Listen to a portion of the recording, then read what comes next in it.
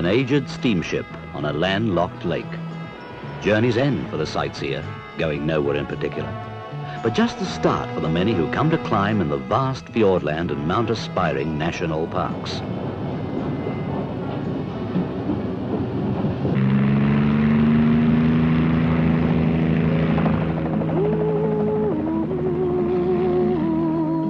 Lake Whakatipu, the Dart River, the Greenstone, the Darren Range. Just romantic names today. But a century ago, exciting landmarks for the thousands who pushed their way through here in search of gold.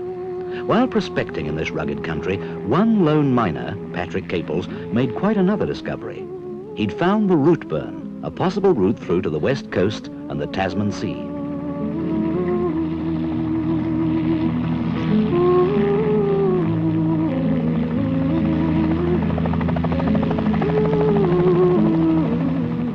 Gaples barely survived the journey out to tell of his find. But today, helicopters pack in supplies, and trampers and tourists in organised parties make the Routeburn walk in an easy 3 days. And Harry's my name if you want to call me anything, but I get called lots of names sometimes and I'm quite used to it, so you can call me anything you like. And this is all the Dart Valley Range of Sound, D-A-R-T. The Dart Valley runs right up ahead of us, the Rees Valley runs up the Richardson Range on the right, and the Routeburn Valley runs away back among the mountains away on the left ahead. During this trip you do the two valleys, the Dart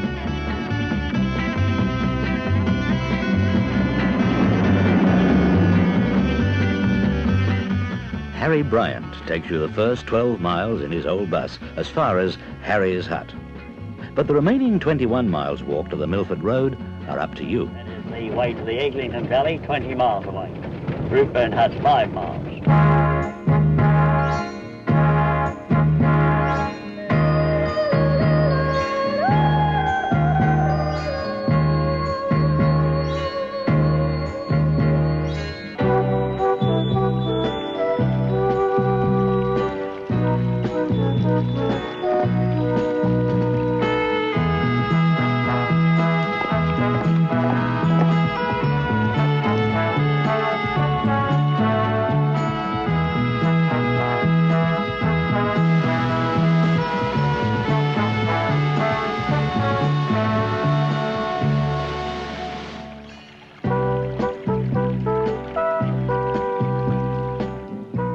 In an early age, the Maoris passed this way on the long trek to Milford Sound to find the priceless greenstone.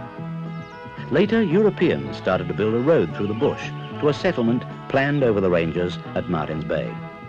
The settlement never eventuated, and the echoes of effort have long since died away.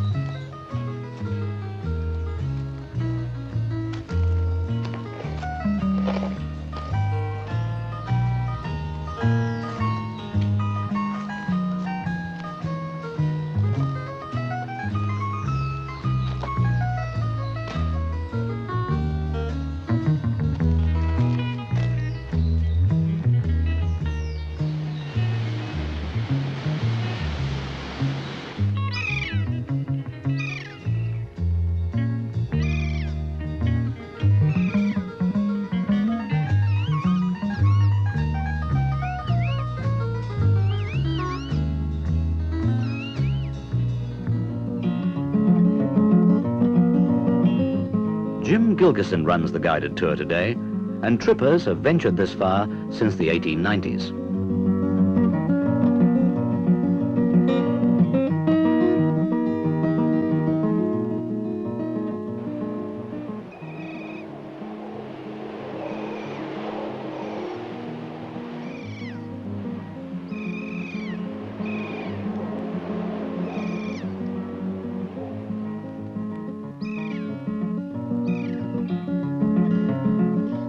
The walk may be made in either direction, and over in the west, the track begins in the Hollyford Valley. As the route burns in National Park territory, everybody's welcome, and huts are maintained by the Parks Board for those doing it on their own.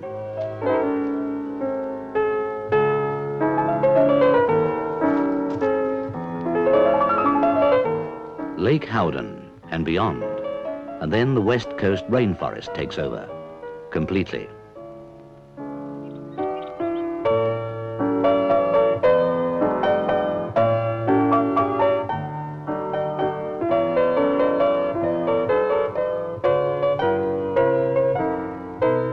Mist, sunshine and rain. The cycles and the climate of a single day. But when fine, it's rather like a Sunday walk.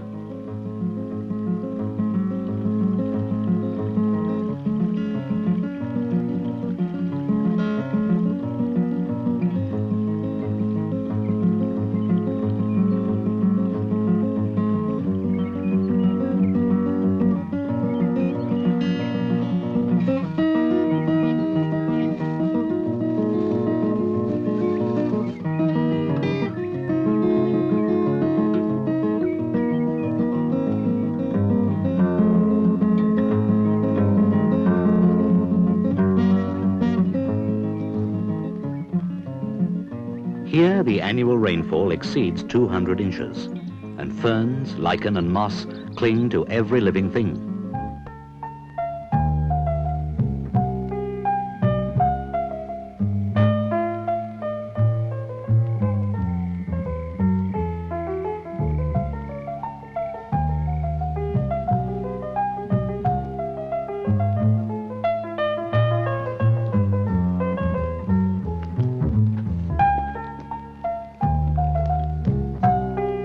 Past Lake Mackenzie at 3,400 feet and up and over the winter snowline.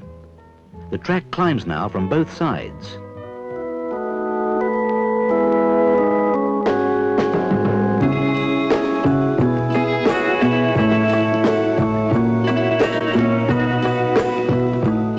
On the other side, climbers, away early before the heat of the summer's day, follow the route along the burn found more than a century ago by Patrick Gaples.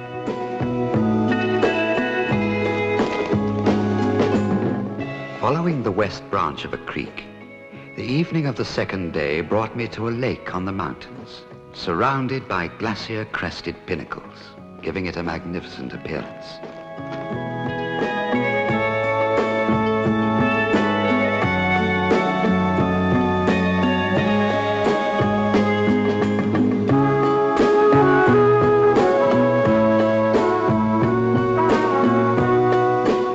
It is remarkably deep, and from its high position I call it Lake Harris after our local superintendent, both being high in provincial situations.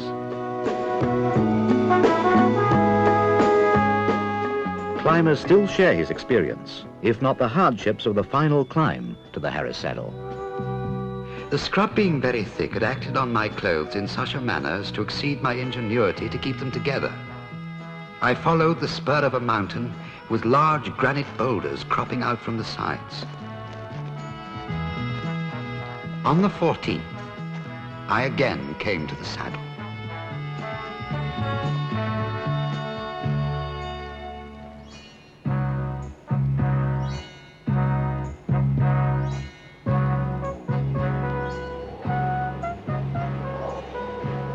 The day being clear and cloudless, I obtained magnificent views. The mountains west of Hollyford are very remarkable for their conical shape.